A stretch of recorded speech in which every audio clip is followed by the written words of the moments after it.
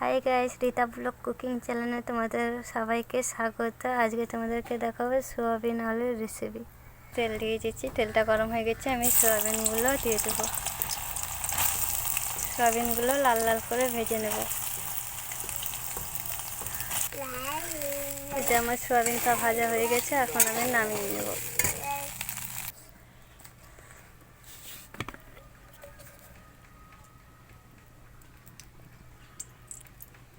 কত দিচ্ছে রে,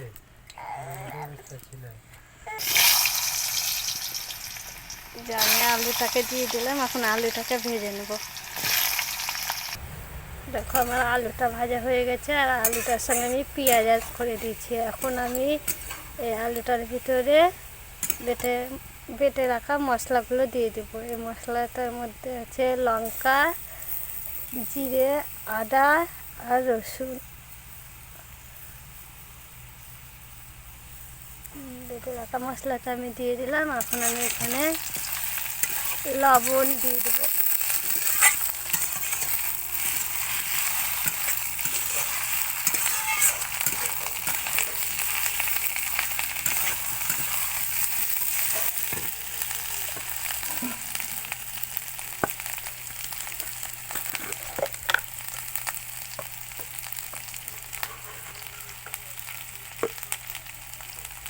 এখানে দেখো আমি লবণ অ্যাড করে দিচ্ছি পরিমাণ মতন।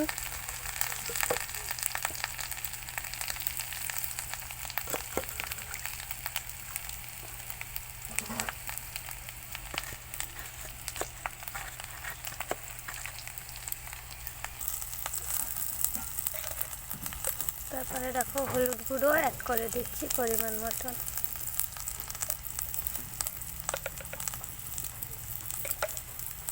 তারপরে আমি এই মশলাটাকে সব ভালো করে কষিয়ে নেব।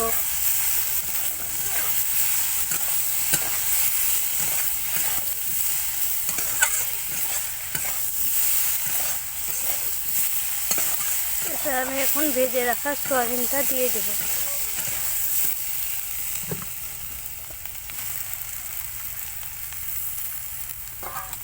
ভেজে রাখা সোয়াবিনটা দিয়ে দিলাম। এখন আমি ভালো করে মশলা সব কিছু একসঙ্গে ভালো করে কষিয়ে নেব।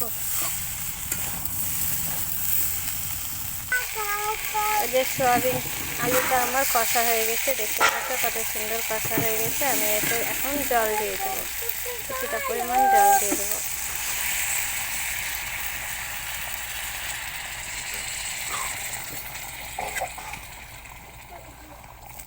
আমি জল দিয়ে দিলাম, এখন আমি ফুটিয়ে নেব সোয়াবিন আলুটাকে। এই যে আমার সোয়াবিনের তরকারি হয়ে গেছে, এটা আমি এখন একটু মিশিয়ে দেবো গরম মশলার গুঁড়ো। তারপর আমি এখন এটা দিয়ে দিলাম গরম মশলার গুঁড়ো।